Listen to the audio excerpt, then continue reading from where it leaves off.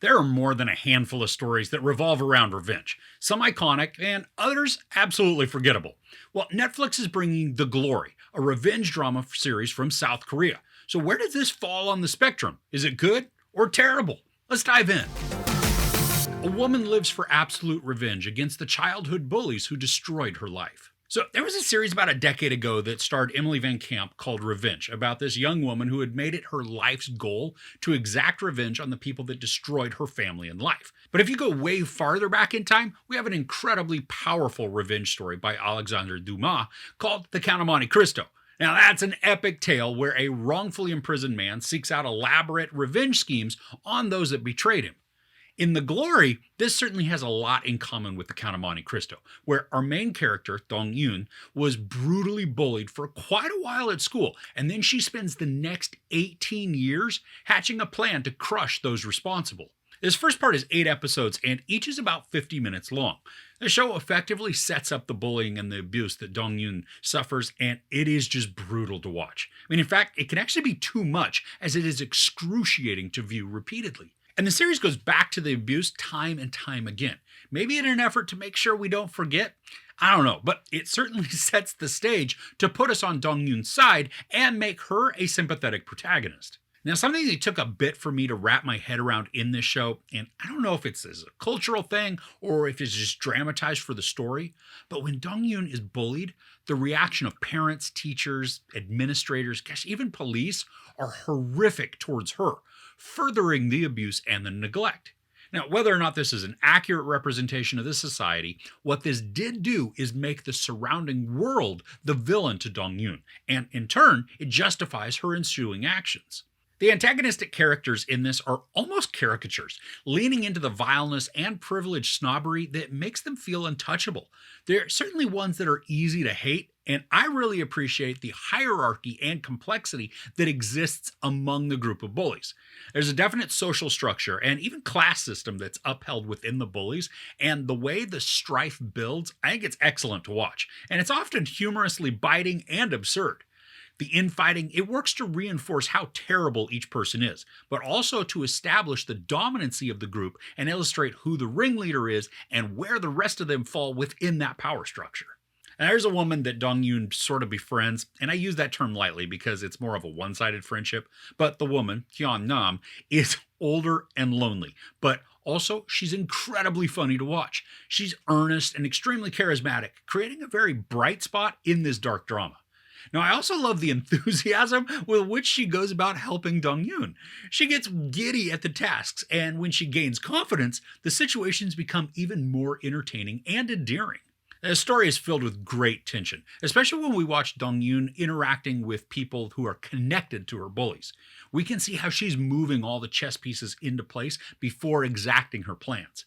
But because some of the revenge schemes become very obvious, there are tedious moments as we watch all of the actions required to set it all up play out. Now, there are also a lot of sequences that drag out situations and actions, making the series feel longer than it really needs to be. I mean, I was still very sucked into what was going on, but there are certainly opportunities to make this a more efficient watch, trimming scenes and cutting down the repetition. As this first part reaches the end, there is a lot of mounting urgency and anxiety. Pieces are falling into place, but there are some moments where I can't tell if they're playing out how Dong-yoon expected or if her scheme is starting to go slightly awry. I mean, either way though, the tension that builds is engaging and it kept me hooked.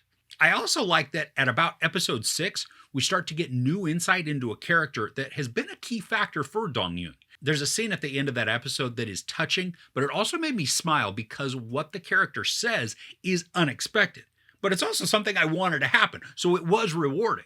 And then in the final 2 episodes, we learn a ton more, and that then sets a new trajectory for the story that looks like it promises to become intense and probably very violent. This is a crazy series, as there are several characters that I love, and then even more that I love to hate. The main antagonist, Yeon-jin, is excellent at just becoming somebody who makes my skin crawl every time she's on screen. And not only is she just vile through her actions, but her spirit and core character are pretty much pure evil. While a villain so outrightly obvious in their badness could be considered lazy, for this, I love that she's clearly terrible despite the persona that she tries to get off. I mean, I'm definitely rooting for her downfall, but I also have this huge suspicion that this is going to end poorly for most of our characters, Dong Yun included. So, despite some of the tedious and repetitious nature of the storytelling, I was still very much engaged in the revenge plot, and I certainly found myself on board with Dong Yun's plans. The story is captivating in the way that it's told, and giving us more and more detail on the connections and the schemes that are being set up. The pace is patient, and sometimes the repetition makes the story drag a bit, but the overall story is darkly crafted with some very intriguing characters. If you're watching this with the volume turned up, beware that there is a lot of screaming from several of the characters. Not in terror or pain, I mean, even though that does occur, but many of the antagonists feel the need to shout and scream at each other at any given moment. I mean, it's like if Janice from Friends was turned into a 3-year-old and then given caffeine and then slapped. I mean, that reaction, that's what we get here. It's sometimes annoying, but perfectly in line with the characters' behaviors and personalities. Now, this is only part 1, but luckily we're not going to have to wait too long for part 2 to arrive. Netflix has announced that it's coming in March of 2023, so that's just around the corner.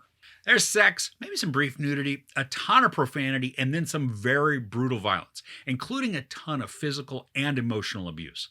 I give part 1 of The Glory 4 out of 5 couches. So are there any good dramas that you're watching right now? Let me know about them in the comments below. If you enjoyed this review, please give it a like. Also, don't forget to share and subscribe. I'm Chris. This is Movies and Munchies. Thanks for couching with me. The antagonistic characters in this, they're almost caricatures, leaning into the vileness and privilege. The antagonistic characters in this are almost caricatures, leaning into the vileness and privileged snobbery that makes them feel untouchable.